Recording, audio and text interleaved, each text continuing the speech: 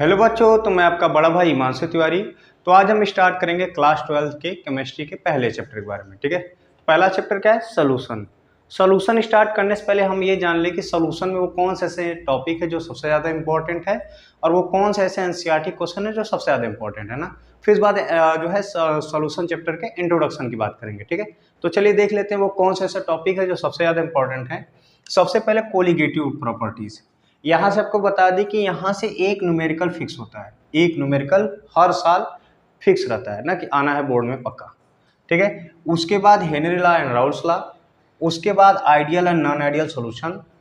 Concentration term में तीन important है, मोल फ्रैक्शन, मोलरिटी, मोलरिटी। ठीक है, ये टोटल टॉपिक्स आपको जो है, बाकी सब भी करेंगे लेकिन इस पे ज़्यादा ध्यान देंगे। ठीक है, उसके बाद बात करते हैं मोस्ट इंपॉर्टेंट क्वेश्चन जो एनसीईआरटी क्वेश्चन है। सबसे पहले इंटेक्स्ट की बात करते हैं। तो इंटेक्स्ट में 1.1, 1.4, 1.6, 1.7, 1.9, 1.11 आप सारा करिएगा क्वेश्चन, लेकिन सबसे ज़्यादा ध्यान इस पे दीजिएगा। ठीक है, आप सॉल्यूशन चैप्टर में मान लेते हैं टोटल 50 क्वेश्चन है। 50 क्वेश्चन में से अगर आप ये टोटल 20 क्वेश्चन भी कर लेते हैं तो सॉल्यूशन आप चैप्टर बहुत बढ़िया से तैयार कर लिए। तो 6 क्वेश्चन इंटेक्स्ट है और 14 क्वेश्चन एक्सरसाइज है। इतने क्वेश्चन अगर तैयार कर लेते हो तो आपका सॉल्यूशन तैयार है, और बाकी आपको एक्स्ट्रा एफर्ट, कोई एक्स्ट्रा क्वेश्चन सॉल्व करने की जरूरत नहीं है। हाँ, उसके बाद आप सॉल्यूशन के प्रीवियस ईयर क्वेश्चन को सॉल्व कर लीजिएगा। ठीक है, तो हम चलिए चलते हैं अपने सॉल्यूशन चैप्टर पे। इसको स्क्रीनशॉट ले लीजिए या इसको लिख लीजिए। तो सॉल्यूशन क्या होता है? सॉल्यूशन उसे कहते हैं जहां दो या दो से अधिक पदार्थों को हम मिलाते हैं। जब हम मिलाते हैं दोनों पदार्थों को तो समान मात्रा में हर जगह क्या उपस्थित होता है, और उसको एक आसान विधि के माध्यम से हम अलग ना कर सके, आसान विधि के माध्यम से या सिंपल मेथड के माध्यम से उन दोनों को अलग ना कर सके, उसे बोलते हैं सॉल्यूशन।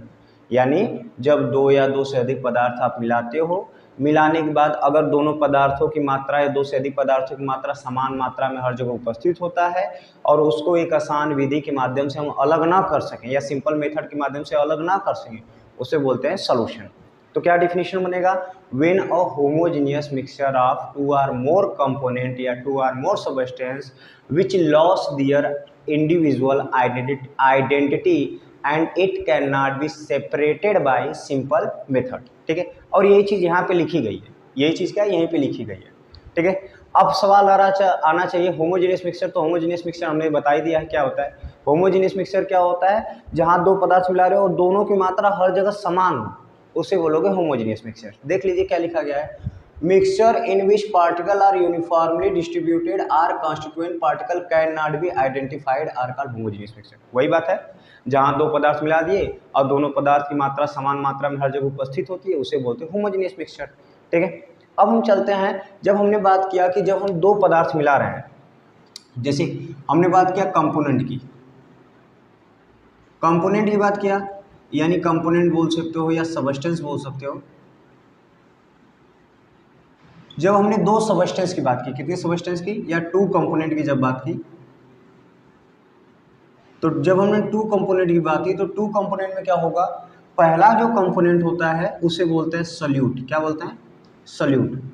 और दूसरे कंपोनेंट को हम लोग बोलते हैं क्या? सॉल्वेंट।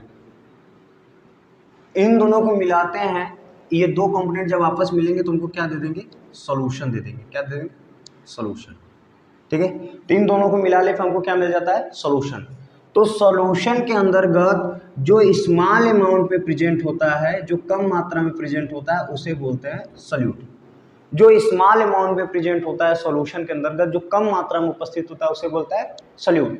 और जो लार्ज अमाउंट पे प्रेजेंट होता है सॉल्यूशन के अंतर्गत, जो लार्ज अमाउंट पे प्रेजेंट होता है सॉल्यूशन के अंतर्गत, उसे बोलते हैं सॉल्वेंट। उसे क्या बोलते हैं? सॉल्वेंट।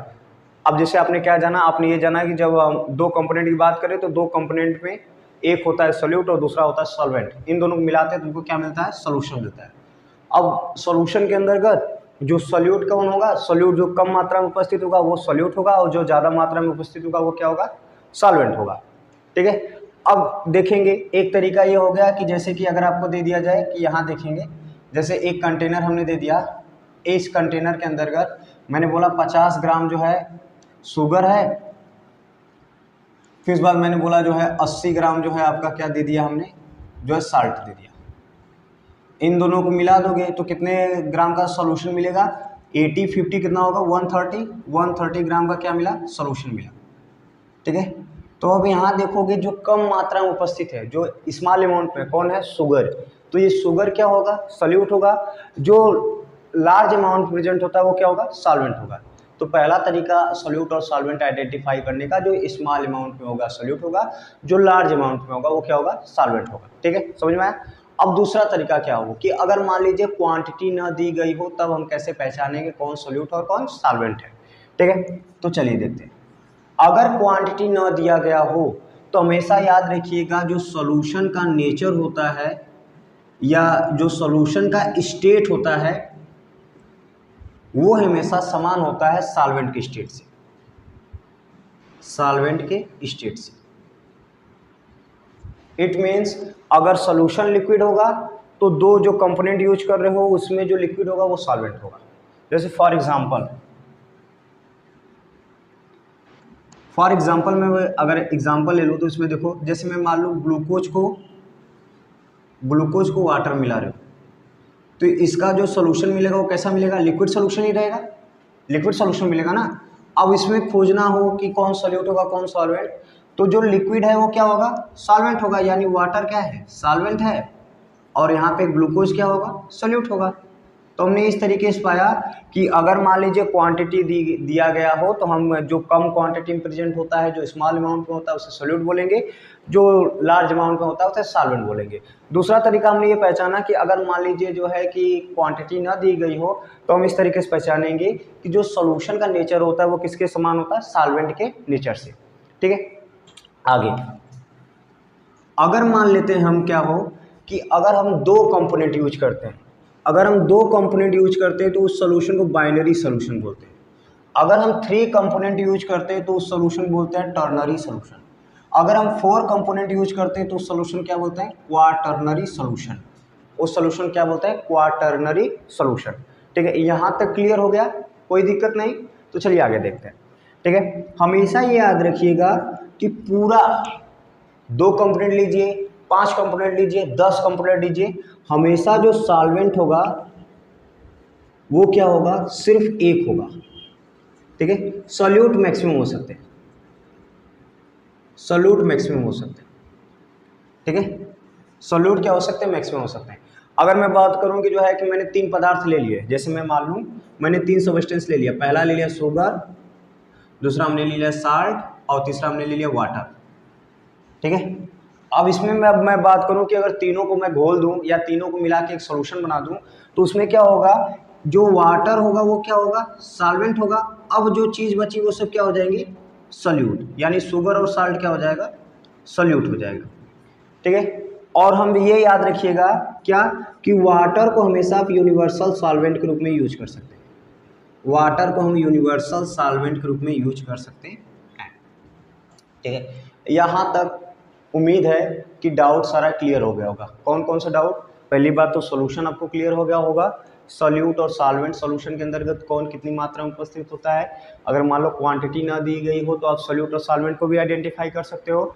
उसके बाद आपने ये जाना कि अगर 2 कंपोनेंट होता है तो बाइनरी सॉल्यूशन, 3 कंपोनेंट होता है तो टर्नरी सॉल्यूशन, और 4 कंपोनेंट होता है तो क्वाटर्नरी सॉल्यूशन। ठीक है, हाँ तो चलिए बात करते हैं एक्वा सॉल्यूशन क्या होता है। एक्वा सॉल्यूशन जिस सॉल्यूशन में सिर्फ सॉल्वेंट के रूप में वाटर यूज करते हैं उसे बोलते हैं एक्वा सॉल्यूशन। जिस सॉल्यूशन में हम सिर्फ सॉल्वेंट के रूप में वाटर ना यूज करें, वाटर के अलावा जो भी चीज़ यूज करते हैं वो कहलाता है नॉन एक्वस सॉल्यूशन। ठीक है, नॉन एक्वस सॉल्यूशन। तो आपने क्या क्या जान लिया, आपने जान लिया जो है सॉल्यूशन, सॉल्यूट, सॉल्वेंट, आइडेंटिफिकेशन जान गए कि कैसे हम आइडेंटिफाई करते हैं कौन सॉल्यूट है कौन सॉल्वेंट सॉल्यूशन के अंतर्गत। फिर आपने जान लिया एक्वस सॉल्यूशन क्या होता है, नॉन एक्वस सॉल्यूशन क्या होता है। अब हम बात एनसीईआरटी से उठा लेते हैं। तो क्या एनसीईआरटी से चार्ट देखो क्या दिया है, यहाँ पे ये दिया है कि गैसीय सॉल्यूशन के अंतर्गत सॉल्वेंट के रूप में आप गैस कैसे यूज करोगे। ठीक है, आपको पता है अगर सॉल्यूशन गैस है तो सॉल्वेंट भी क्या होगा, गैस होगा।